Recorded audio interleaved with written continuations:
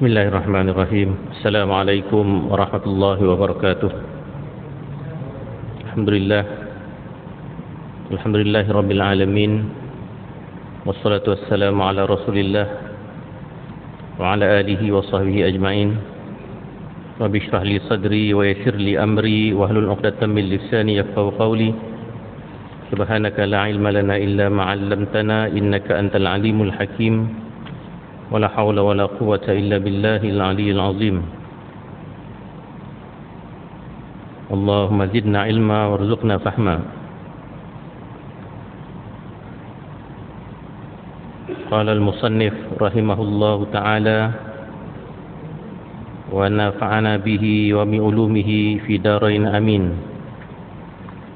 Alhamdulillah, bersyukur kepada Allah Subhanahu wa taala atas segala nikmat yang Tuhan berikan kepada kita, dan termasuklah nikmat iman, nikmat Islam, dan nikmat ilmu dan hikmah yang Allah Ta'ala kurniakan kepada mereka-mereka yang bersungguh-sungguh berusaha mencarinya.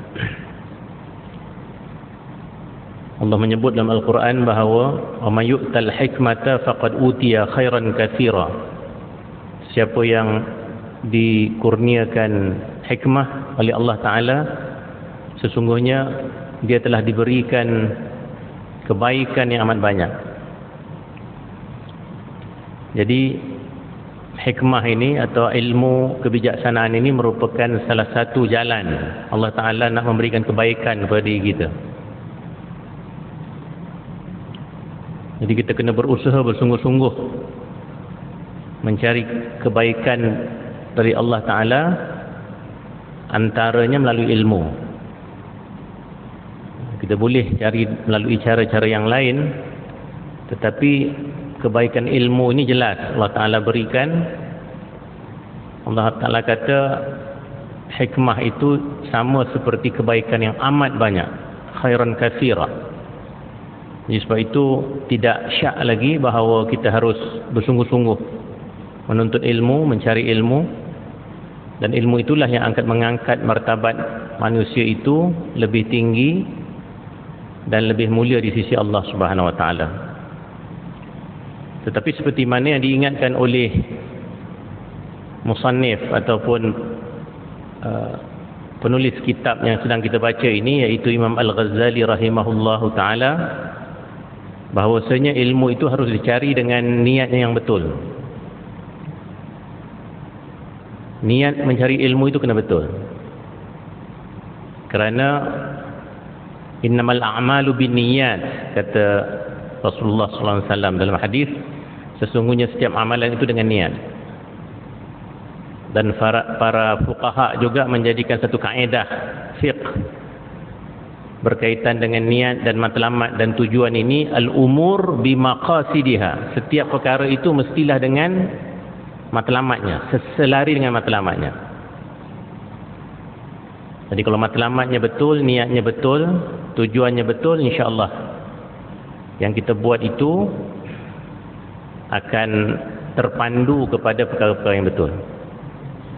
Tetapi kalau niatnya tidak betul, walaupun perkara yang kita lakukan itu perkara yang baik, zahirnya nampak oleh orang lain, tapi disebabkan niat itu tidak betul, maka yang kita lakukan walaupun nampak baik, itu tidak baik.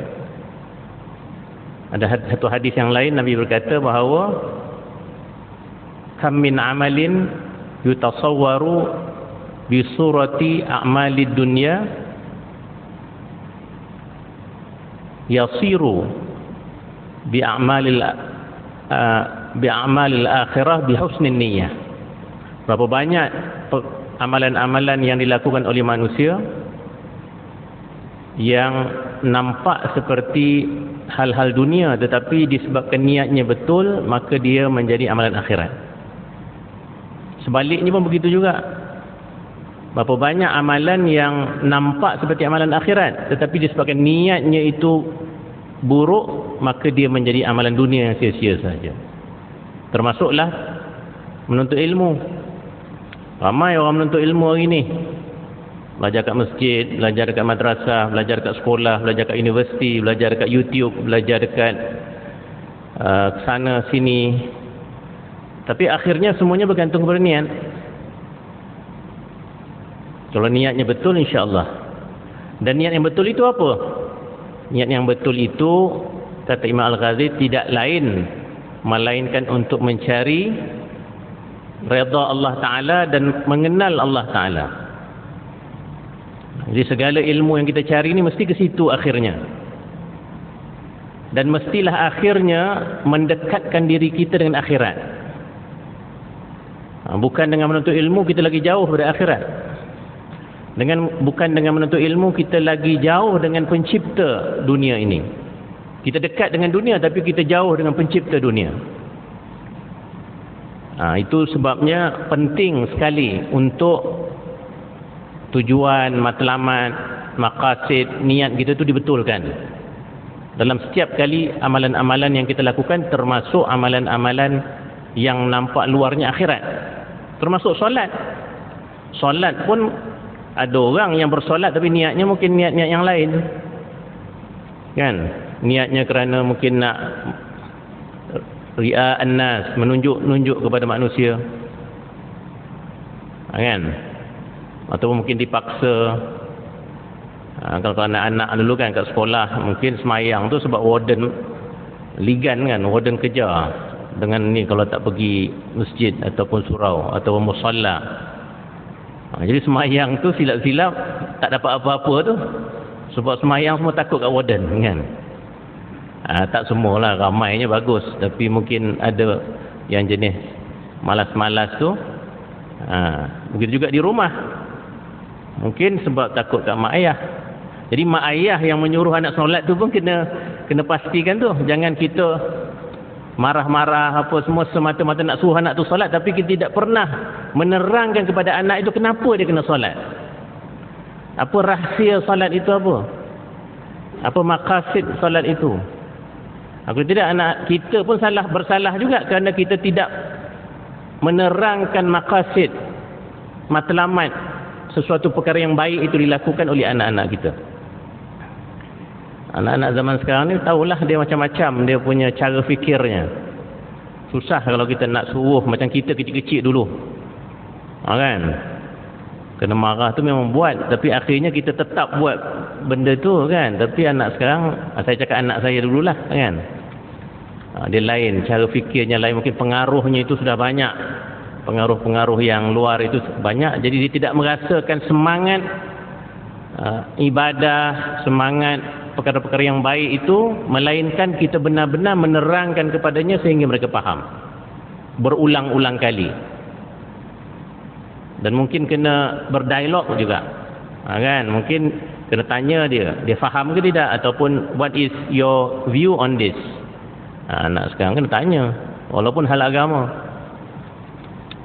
Dan mungkin ibu bapa pun kena bersedia dengan jawapan-jawapan juga. Sila anak tu tanya benda-benda yang very fundamental kan. Why religion? Sudah. Why solat in the first place?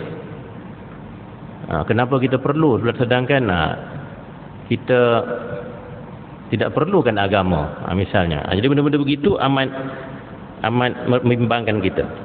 Jadi sebab itu Imam Al-Ghazali dalam menghuraikan bab yang sedang kita baca ini menerangkan bahawa ada hatta para ilmuwan pun yang terkeliru, yang terpedaya dengan ilmu yang mereka ada, kerana akhirnya ilmu yang mereka ada itu membawa mereka kepada dunia, bukan membawa kepada akhirat. Kan? Sebab dah tinggi, ilmunya tinggi, mengajar. Macam saya ni tak ada apalah, berapa orang je dengar kan. Ini yang katalah puluh-puluh ribu orang mengikut dia punya ceramah ke syarahannya, pengajarannya. Mungkin semacam dia punya rasa tu. Itu nanti datang. Dia panggil ghurur, kata Imam Al-Ghazali juga dalam kitab Ihya ni, tapi bab lain. Dia cakap tentang ghurur, tipu daya. Tipu daya syaitan itu datang bukan sekadar kepada orang yang jahat, pada orang yang baik, malah yang lebih baik lagi, general dia datang untuk membisikkan was-was, untuk membisikkan tipu daya, sehingga mereka merasakan bahawa merekalah yang menjadi penyebab kepada kehebatan mereka itu. Tak ingat dah bahawa sebenarnya ilmu itu pun Tuhan yang bagi. Dan Tuhan pun bila-bila masa boleh mengambil ilmu yang ada pada diri manusia itu. Sebagaimana Tuhan boleh mengangkat kuasa, mencabut harta, segala-galanya daripada manusia, ilmu pun juga Tuhan boleh cabut, mungkin dengan cara, bukanlah maknanya esok bangun pagi dah lupa semua, tak tahu dah tak ingat satu lain benda pun, jarang, takkan berlaku macam tu. Tetapi mungkin Tuhan akan ambil keberkatan ilmu yang kita ada tu, dengan cara kita pun dah mula memberikan ilmu untuk tujuan dunia, untuk tujuan yang lain daripada Allah dan akhirat. Itu bahaya. Sebab itu Imam Al-Ghazali beri contoh-contoh Imam Al-Ghazali bagi yang sedang kita baca ialah Imam Syafi'i rahimahullah, yang hebat, sungguh hebat. Hari ini pun kita membaca kitab Imam Syafi'i kan, kitab yang besar kan. Tetapi Imam Syafi'i itu, kata Imam Al-Ghazali, walaupun hebat, tetapi kalau kita lihat gaya hidup, biodata, cara hidupnya itu penuh dengan kezuhudan terhadap dunia. Tidak pernah berbangga dengan keilmuan yang besar yang dia ada. Itu buktinya. Jadi maknanya imam-imam yang besar seperti Imam Syafi'i, yang dari segi ilmunya kita nampak fiqh. Kerana Imam Syafi'i ini antara imam besar mazhab fiqh kan, usul fiqh dan fiqh. Tetapi ternyata daripada kisah hidupnya kita mengetahui bahawa Imam Syafi'i itu juga hebat dari sudut kerohaniannya, hebat dari sudut akhlaknya, hebat dari sudut tasawufnya. Dalam bahasa hari ini tasawufnya itu hebat, maknanya dia pun ada usaha yang amat mendalam untuk membersihkan jiwanya dan mengelakkan dirinya daripada terpedaya dengan tipu daya syaitan dan juga pengaruh dunia. Jadi kita sambunglah kita punya bacaan tentang kisah Imam Syafi'i ini. Dah banyak kita baca sebelum ini, kita sambung lagi muka 109 di bawah itu. Adapun zuhudnya Imam Syafi'i ini, antara lain kelihatan ketika Imam Syafi'i berkata, barang siapa mendakwa bahawa ia mengumpulkan antara cinta kepada dunia dan cinta kepada pencipta dunia dalam hati nuraninya, maka dia itu bohong. Imam Syafi'i pun mengatakan kita tak boleh nak kata saya nak dunia kan, saya cintakan dunia tapi saya pun cintakan Allah. Tak boleh macam tu. Kita punya tumpuan mesti kepada Allah, kepada pencipta dunia ini. Sebab dunia ini memang Tuhan jadikan dia ada tarikan-tarikan, la'ibun walahwun, dia ada dia punya tipu dayanya apa semua. Kalau kita letakkan kecintaan kita kepada dunia begitu tinggi, maka nanti kita akan susah nak berpisah dengannya. Sedangkan kita akan berpisah dengan dunia ni kan, masing-masing akan meninggal dunia. Hari ini berita sedih yang kita terima, Profesor Yusuf Qaradawi baru saja meninggal dunia. Yang hebat, kita sedekahkan Al-Fatihah kepada beliau.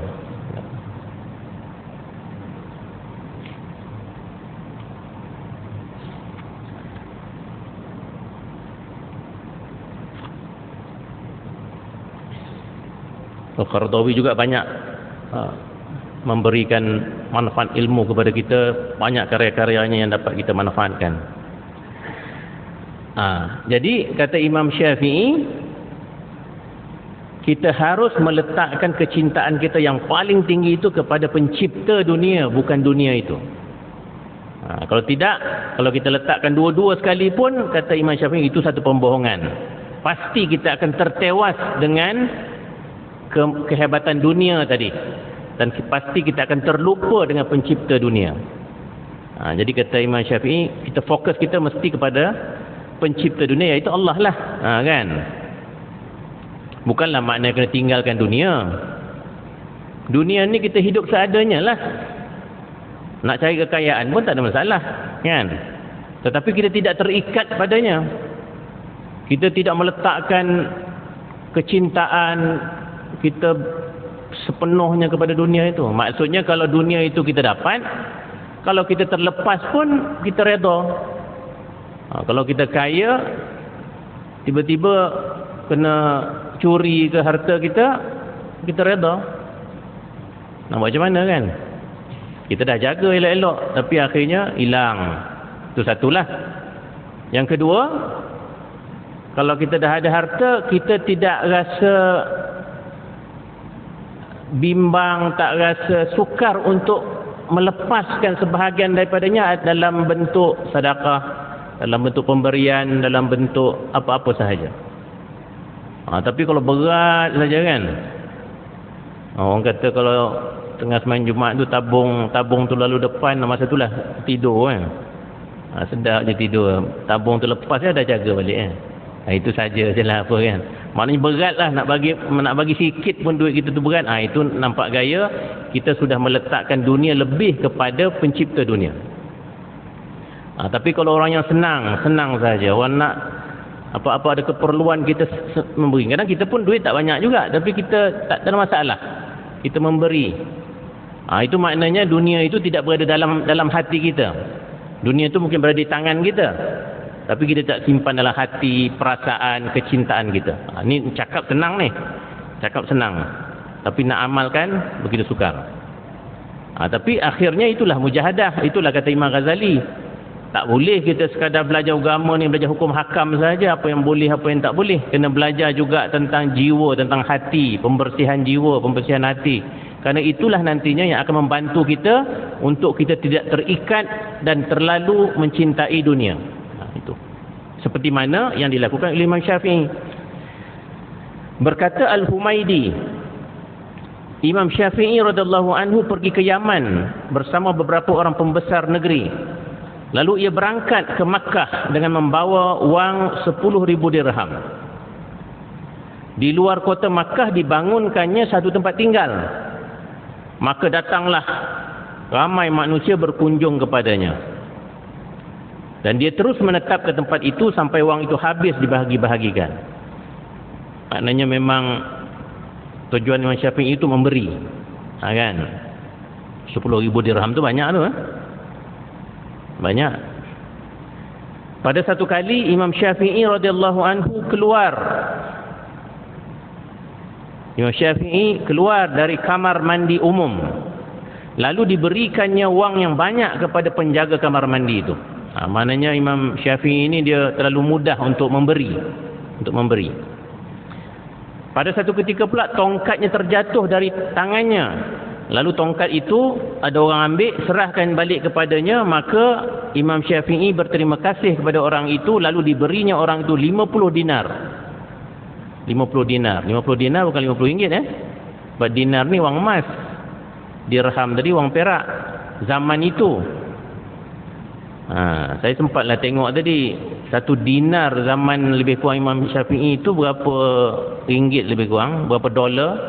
Dia lebih kurang $196 satu dinar. Lebih kurang $200 lah. $200 kalau ringgit dalam mungkin RM1,000 lah satu dinar. Dia bagi kat orang yang tukang ambil dia punya tongkat yang terjatuh tu 50 dinar. Maknanya 50,000 ringgit. Ada kita nak bagi. Orang tolong, jangankan jatuh tongkat, kita terjatuh dan longkang orang angkat pun tak ada nak bagi 50,000 ringgit ke dia, kan.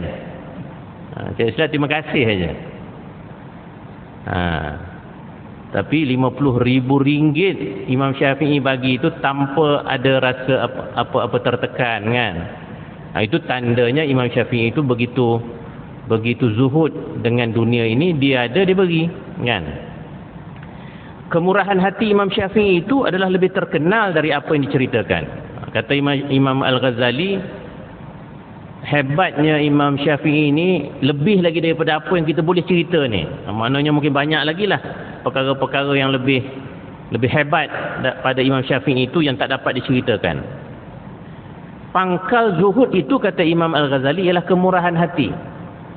Yang dikatakan zuhud itu adalah apabila kita pemurah, kita mudah untuk memberi. Itu pangkal kezuhudan. Tapi kalau susah itu tak adalah zuhud tu dalam hati kita. Kerana orang yang mencintai satu benda akan memegangnya erat-erat, tidak akan berpisah daripadanya. Maka tidak mahu berpisah dari harta selain orang yang telah kecillah dunia pada pandangannya, dan itulah erti zuhud. Kan? Maknanya orang yang mudah untuk berpisah dengan harta, kekayaan, apa-apa saja hal yang menjadi kesenangan dunia ini, dunia itu sendiri sudah hina pada pandangan dan tasawur hidup dia.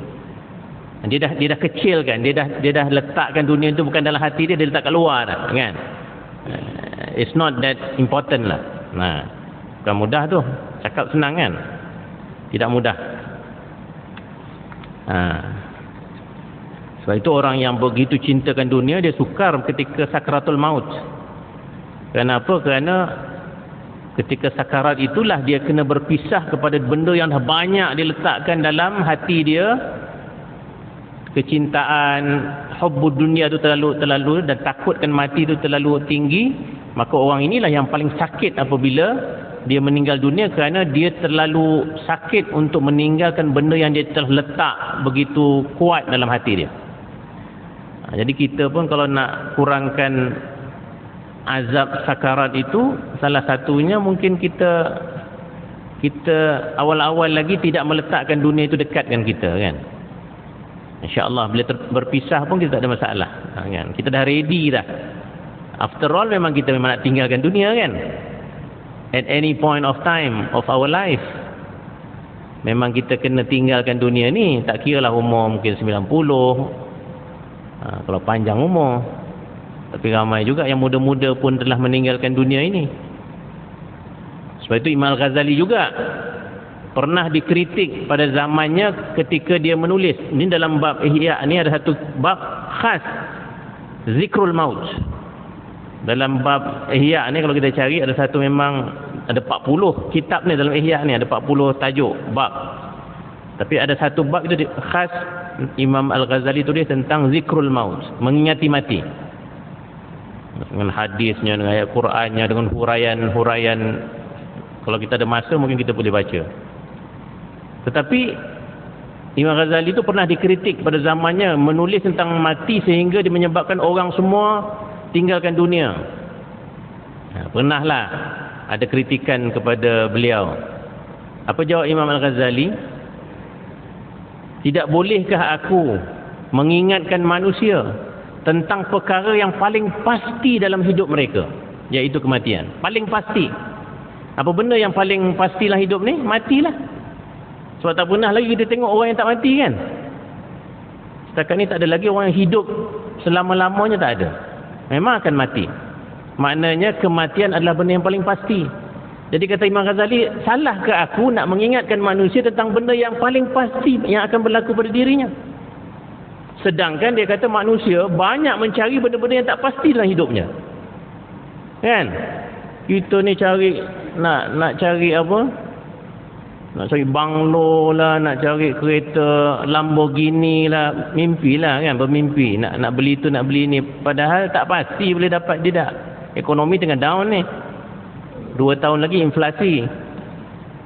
Cuba tanya ekonomis, kan.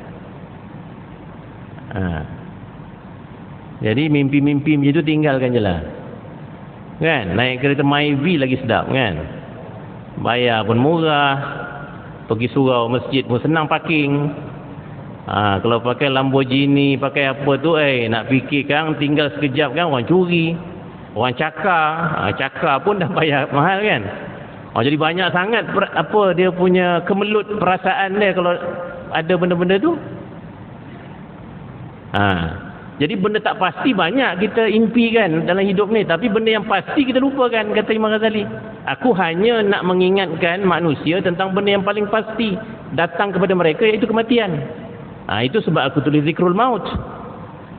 Tapi bukanlah maknanya kalau kita baca zikrul maut tu kita langsung dah tak nak hidup, tak nak bekerja, tak nak belajar, tak nak itu dan tak nak ini. Para sahabat dulu yang paling mengingati mati, dan mereka lah yang paling berani pergi berjuang, pergi berjihad, berniaga, semua mereka yang paling hebat. Maknanya dia sepatutnya dia terbalik kan. Lebih yakin kita tentang kematian, lagi hebat kita melakukan sesuatu, sebab kita tahu kalau kita buat tu Tuhan panggil, kita pergilah.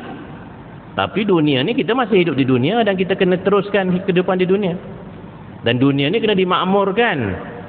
Kan? Kita ni khalifah, Tuhan jadikan sebagai khalifah, kita kena tadbir, kena makmurkan dunia ni. Pentadbiran dunia ni pun sebahagian daripada ibadah kita untuk kepada Allah Ta'ala juga. Itu sebab niat itu penting.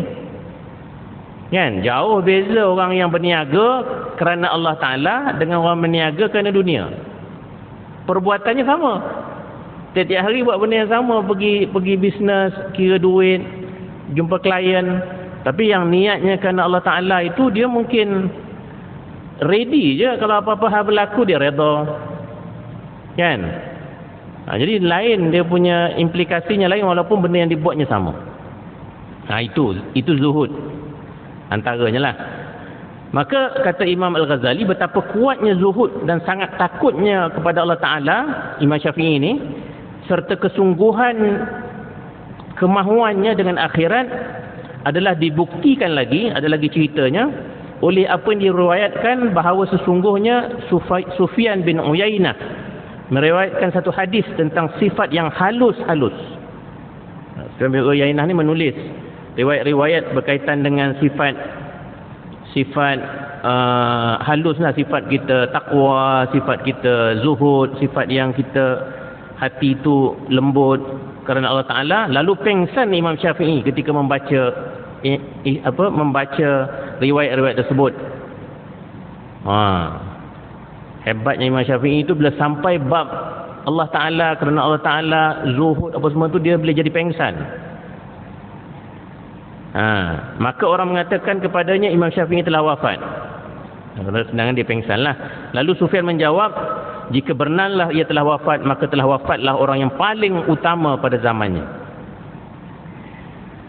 Itu antara kisahnya lah. Maknanya bab-bab itu kita orang Islam ni sepatutnya kita cepat sensitif. Kalau bab Allah, kerana Allah Ta'ala kan, dia sepatutnya kalau kita dengar hadis ke ayat Quran tentang perkara-perkara itu, dia cepat menangkap hati kita dan kita cepat akan tunduk istighfar misalnya kepada Allah Subhanahu Wa Ta'ala. Kan? Quran pun cakap macam tu kan. Ala bizikrillahi tatma'innal qulub. Sesungguhnya mengingati Allah itu akan menenangkan hati kita. Dan apa yang diriwayatkan oleh Abdullah bin Muhammad Al-Balawi dengan katanya adalah aku dan Umar bin Nabatah, bukan Umar Khattab, ini zaman Imam Syafi'i, duduk memperkatakan tentang orang abid dan orang zahid. Maka berkata Umar kepadaku, belum pernah aku melihat orang yang lebih warak dan lebih lancar bicaranya selain daripada Muhammad bin Idris Asy-Syafi'i rahimahullah. Imam Syafi'i ni kisah-kisah dia lah, kita baca lagi ya. Imam Syafi'i dan Al-Harith bin Lubaid satu ketika pergi ke Bukit Safa. Al-Harith adalah murid kepada As-Salih Al-Ma'arri. Maka Al-Harith ini dia baca Quran sedap. Dia pun mula membaca Al-Quran dan suaranya merdu. Dan dia membaca ayat hadza yaumul la yantiqun wa la yu'zanu lahum faya'tadzirun. Surah Al-Mursalat ayat 35 dan 36. Yang maksudnya inilah hari yang dikala itu mereka tidak dapat berbicara, hari akhirat lah. Dan kepada mereka tiada diberikan keizinan sehingga mereka dapat memajukan pembelaan. Maknanya di akhirat nanti kita tidak boleh berbicara. Dalam ayat yang lain dia kata al-yawma nakhtimu ala afwahihim wa tukallimuna aydihim wa tashhadu arjuluhum bima kanu yaksibun, yang kita baca dalam Yasin tu kan. Pada hari itu, hari akhirat itu, Tuhan akan tutup mulut-mulut kita. Wa tukallimuna aydihim, dan yang akan bercakap adalah tangan-tangan kita. Wa arjulihim, dan kaki kita yang akan bercakap.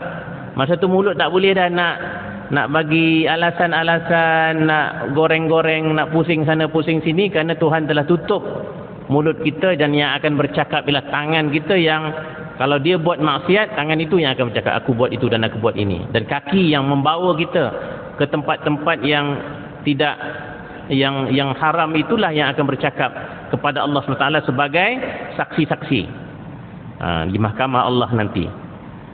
Termasuklah ayat ini mengatakan hari itu tidak ada yang dapat berbicara kecuali diberi izin oleh Allah Subhanahu Wa Taala, kan?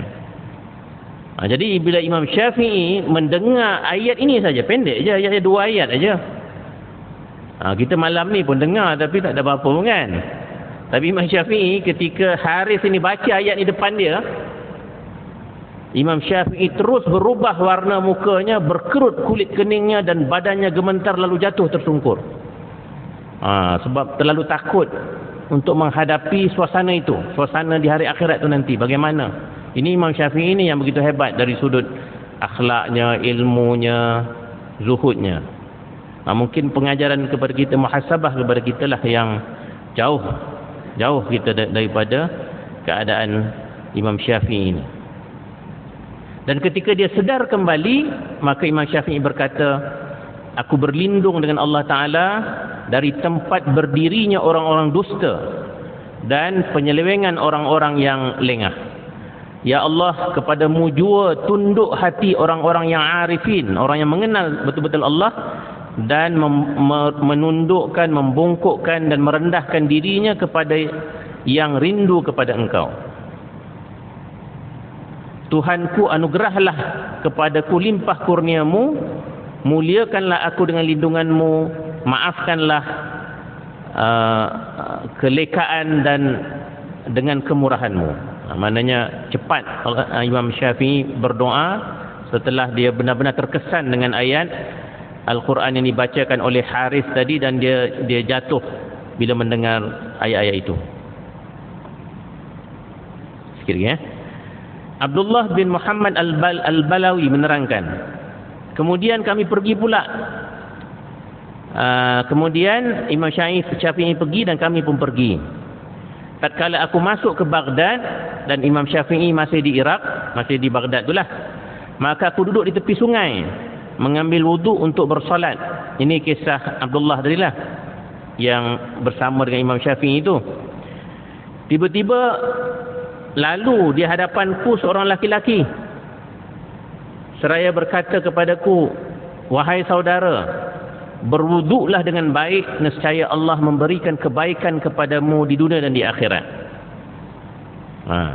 Imam Syafi'i menasihatkan dia untuk berwuduk dengan baik. Lalu aku menoleh, maka tiba-tiba aku lihat orang ramai mengikutinya. Maka bergegaslah aku berwuduk dan mengikutinya juga dari belakang. Maka dia memandang kepadaku lalu berkata, adakah kamu perlukan sesuatu? Ada, dia kata. Ajarkan aku sedikit dari pengetahuan yang dianugerahkan oleh Allah kepadamu, kata Abdullah tadi kepada Imam Syafi'i. Maka Imam Syafi'i menjawab, ketahuilah, orang-orang yang membenarkan Allah nescaya terlepaslah ia daripada bahaya. Membenarkan Allah ni mana beriman dengan Allah, mengisbatkan kewujudan Allah dan ketuhanan rububiyah Allah Subhanahu Wa Taala, maka dia akan terlepas daripada bahaya. Orang yang sayang kepada agamanya, nescaya dia akan terselamat daripada kehinaan. Karena agama itu akan memuliakan, bukan menghinakan. Orang yang zuhud pada dunia, nescaya tetaplah dua matanya memandang pahala daripada Allah Ta'ala pada hari esok. Itu 3 benda yang menjadi nasihat dia kepada Abdullah tadi. Pertama, beriman kepada Allah Ta'ala, kerana beriman kepada Allah itulah yang akan menyelamatkan kita daripada segala bahaya. Yang kedua, sayang kepada agama, kerana agama itulah yang akan memuliakan kita dan menyelamatkan kita daripada kehinaan. Dan yang ketiga, zuhudlah kepada dunia. Zuhud ni tadilah letaklah dunia itu tidak tinggi dalam hatimu, kerana orang yang zuhud itulah nantinya yang akan sentiasa melihat dan memandang dan memikirkan pahala dari Allah Ta'ala untuk hari esok. Kan? Yalah, kalau asyik dunia aja, dia lupalah yang akhirat. Akhirat tu kemudian kan, akhir. Dunia tu yang dekat. Perkataan dana itu pun maksudnya yang didekatkan oleh Allah Ta'ala. Memang sifat dunia ni dekat dengan kita. Sifat akhirat ni jauh. Dah lah tak nampak. Kan? Ghaib pula tu.